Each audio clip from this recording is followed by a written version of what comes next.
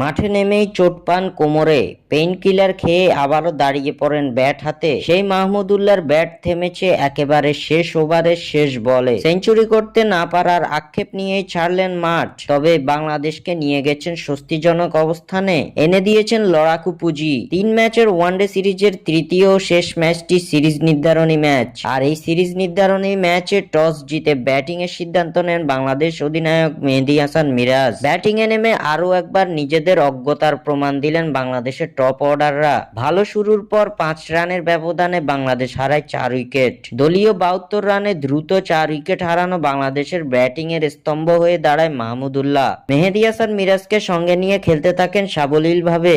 একসময় কোমরে ব্যথা পান রিয়াদ, তবে দমে যাওয়ার পাত্র নয় তিনি। দলের বড় পুঁজির ভার তার কাঁধেই এসে পড়েছে, তাই তো পেইন কিলার খেয়ে আবারও ব্যাট হাতে অদম্য গতিতে ব্যাট চালান মাহমুদুল্লাহ। মিরাজের সঙ্গে